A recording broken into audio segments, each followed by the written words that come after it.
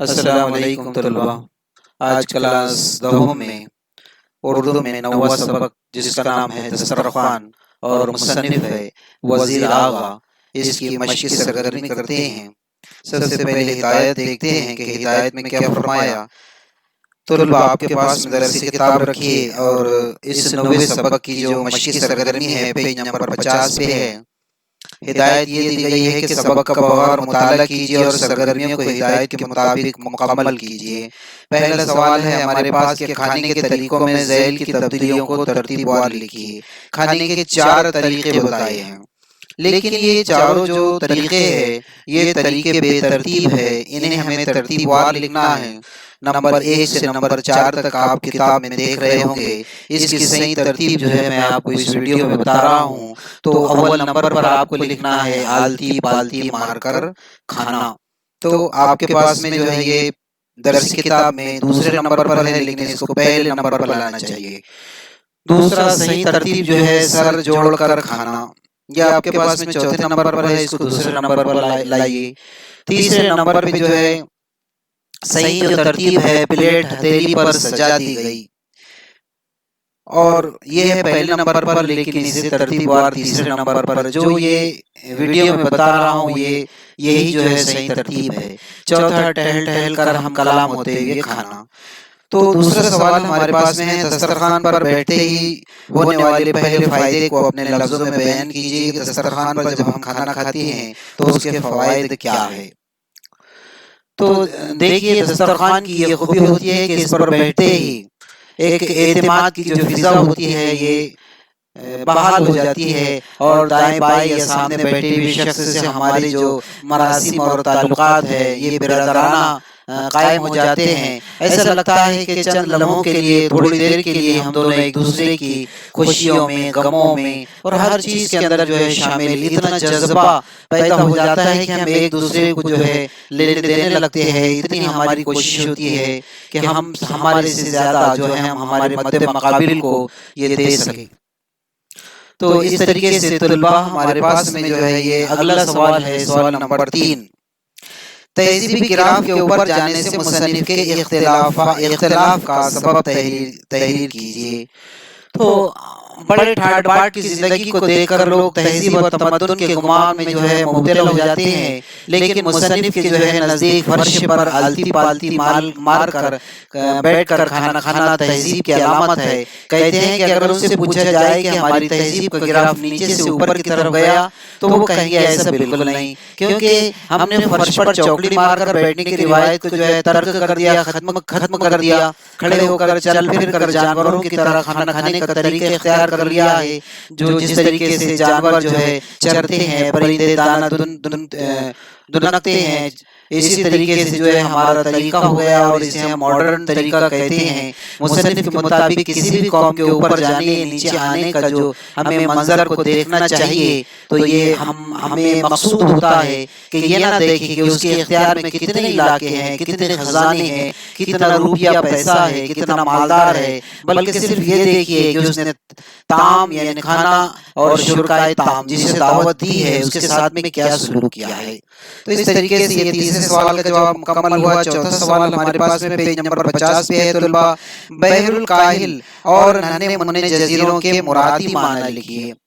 بحر الکاہل جو ہے ایک آپ جانتے ہیں بہت بڑا ایک سمندر ہے، اور پانی کے بیچ میں خشکی کا جو علاقہ ہوتا ہے اسے جزیرہ کہتے ہیں۔ اطراف میں پانی ہوتا ہے اور درمیان میں خشکی ہوتی ہے، اسے جزیرہ کہتے ہیں۔ پٹھانوں کی جماعت کو کھانے کے لیے بیٹھتے تو درمیان میں ایک بڑی سی تھال میں شوربہ لبالب ہوتا تھا اس میں، اور اس میں گوشت کی بوٹیاں جگہ جگہ ابھری ہوئی نظر آتی تھی۔ مصنف نے اسی شوربے کو سمندر اور بوٹیوں کو جو ہے جزیرے سے تشبیہ دی ہے۔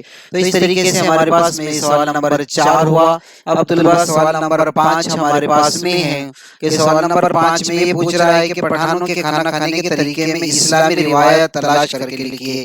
پٹھان جو کھانا کھاتے تھے اس میں اسلامی روایت کون سی ہے؟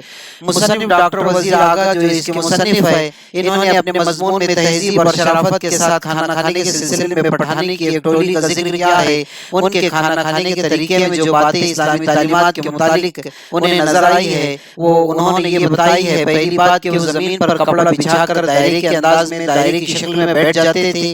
दूसरी बात ये बताई कि पूरी दयानतदारी के साथ आपस में बोटियां तकसीम करते थे, खुद गर्ज नहीं थे, अल्लाह का नाम लेकर यानी बिस्मिल्लाह कहकर खाने की इब्तिदा करते, आगाज करते। चौथी बात ये बताई कि खाना रुक रुक कर ठहर ठहर कर खाते, जल्दी नहीं करते थे। खाना खाने में जो है मुआवनत पर एक दूसरे को जज़ाकल्लाह कहते, यानी जब एक दूसरे को जो है कोई चीज अगर बोटी बेहतर नजर आती तो वो अपने से बेहतर ये समझता कि अपने मद्दे मकाबिल को वो खिला दे। तो जब वो एक दूसरे को कुर्बानी के लिए ये तरीका इख्तियार करता तो जिसको ये चीज दी जाती वो जज़ाकल्लाह कहता। तो इस तरीके से तुलबा हमारे पास में ये सवाल नंबर 5 का जो है ये सवाल का जवाब था। इस तरीके से तुलबा हमारे पास में सवाल नंबर 6 ये है कि मुसन्निफ को पठानों के खाने का अंदाज पसंद आने की वजह तहरीर कीजिए कि मुसन्निफ को पठानों के खाना खाने का जो तरीका है क्यों पसंद आया। पठानों के जो खाना खाने का जो तरीका था एक तो इज्तिमाई शक्ल में था और जो तरीके उसमें शामिल थे ये मुसन्निफ इस वजह से काफी मुतासिर हुआ और इसे बहुत ज्यादा पसंद आया क्योंकि उनके इस तरीके में इंसानियत थी, मोहब्बत थी, रवादारी थी, एक जज्बा और कुर्बानी थी और इसी वजह से जो है एक तहजीब तमद्दुन तश्कील पाती है। ये इससे हमें सबक लेनी चाहिए।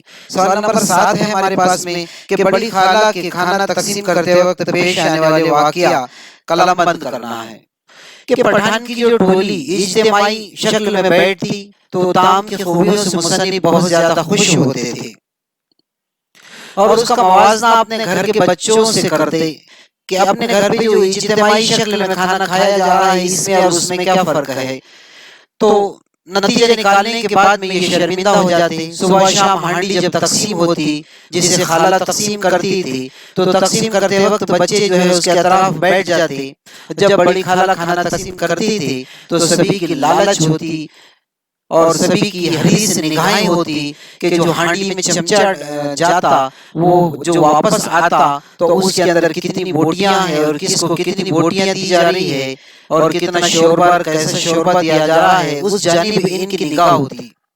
अगर किसी बच्चे की रकाबी में अगर बड़ी बोटी आ जाती और उनके रकाबी में छोटी बोटी आ जाती तो फिर खैर नहीं। आखिर में नतीजा ये निकलता अगर उनके साथ में इंसाफ नहीं होता तो छीना झपटी की नौबत आ जाती। तो इस तरीके से तलबा ये सवाल नंबर 7 है।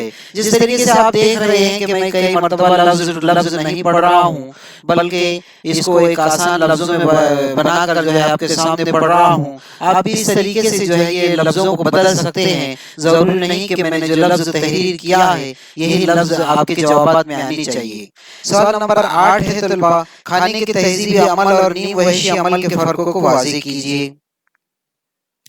मुसन्निफ के मुताबिक दस्तरखान पर बैठकर खाना खाने की रिवायत जो है ये बड़ी अजीज है और बड़ी सकाफती तरीका है। अब ये रिवायत आहिस्ता आहिस्ता जो है खत्म होती चली जा रही है। अगर कहीं इस पर अमल भी होता तो इस पर अमल पैरा लोग अपने आप को जो है इस अमल को करते वक्त शर्मिंदगी महसूस करते हैं। हालांकि इसमें शर्मिंदा होने की कोई बात नहीं क्योंकि ये रिवायत एक तहजीबी अमल है जबकि खड़े होकर खाना खाना जो है नीम वहशी अमल है, जानवरों का तरीका है, सुन्नत के खिलाफ है।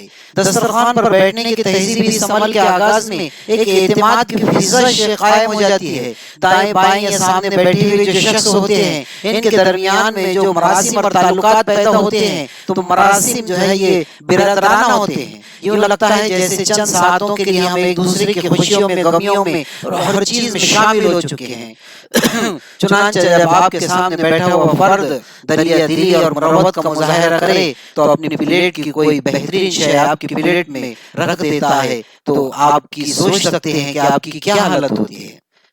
आप बहुत खुश हो जाते हैं जबकि खड़े होकर खाना खाने के अमल में खुद गर्जी होती है। इंसान खुद का सोचता है, दूसरे की प्लेट के जानिब जो है इसका कोई ध्यान नहीं होता कि उससे किस चीज की जरूरत है और दूसरे की हक तलफी भी होती है। जंगली जानवरों की तरह ग़िज़ा पर टूट पड़ते हैं जिसे आज हम मॉडर्न जमाने में बफे पार्टी कहते हैं और अपनी अपनी प्लेटें मुकम्मल से کچھ زیادہ بھر لیتے ہیں، اس لیے اس طرز عمل کو جو ہے مصنف نے نیم وحشی عمل کہا ہے۔ اس کے بعد میں طلباء جو ہے ہمارے پاس میں 9واں سوال ہے کہ دسترخوان پر بیٹھ کر کھانا ہماری ہزاروں برس کی تہذیب کا مظہر ہے اور یہی بہتر ہے، سبق کے حوالے سے جو ہے ہمیں ثابت کرنا ہے۔ دسترخوان پر بیٹھتے ہی ہر ایک میں جو ہے ایک باہمی اعتماد آ جاتا ہے۔ تھوڑی دیر کے لیے ایک تکلف اور مروت ہی سے سامنے والا جو ہے پلیٹ کا کچھ نمایاں جزو آپ کی پلیٹ پر رکھ دیتا ہے اور آپ بھی جواباً ایسا ہی عمل کرتے ہیں۔ اس طرح کھانا کھانے کے دوران لین دین کی ایک خوشگوار فضا قائم ہو جاتی ہے جو ہماری ہزاروں برس کی تہذیب کا مظہر ہے، اور ایک لمحے کے لیے بھی یہ خطرہ ہمیں محسوس نہیں ہوتا کہ سامنے بیٹھا ہوا شخص آپ کا مد مقابل جو ہے وہ حریف ہے، جو موقع پاتے ہی آپ کی پلیٹ پر ہاتھ صاف کر جائے گا۔ آپ ایسا نہیں سوچ سکتے، جیسے کہ بوفے جو بفے پارٹی بوفے ضیافت ہوتی ہے اس میں جو آپ دیکھتے ہیں ایسا ہی ہوتا ہے، جہاں لوگ کھڑے ہو کر کھاتے ہیں اور خود سے ہی طعام کو اپنی تھالیوں میں اس طرح پروستے ہیں کہ بعد میں کچھ ملنے والا نہیں، ایک حریص طریقے سے اپنے پلیٹوں میں ڈالتے ہیں۔ اتنا کھانا تھالیوں میں بھر لیتے ہیں کہ آخر تک کھا بھی نہیں پاتے اور آخر میں جو ہے اس کو بچا لیتے ہیں، اور نتیجہ یہ ہوتا ہے کہ اسے گندی نالیوں میں پھینک دیا جاتا ہے۔ اگر ہمارے سنت کے مطابق اس طریقے پر عمل کیا جائے تو وہ بچا ہوا کھانا کسی ضرورت مند کو ہم دے سکتے تھے، کسی بھوکے کے پیٹ میں جاتا تھا، لیکن ایسا نہیں ہوتا۔ تو اس طریقے سے اس 9ویں سوال کے اندر جو ہے مصنف نے یہ بات بتائی۔ اب اگلے جو سوال نمبر 10 سے سوال نمبر 19 تک کا جو بقیہ حصہ ہے تو انشاءاللہ اگلے پارٹس میں جو ہے اس کی سرگرمی حل کرنے کی کوشش کریں گے۔ اللہ حافظ۔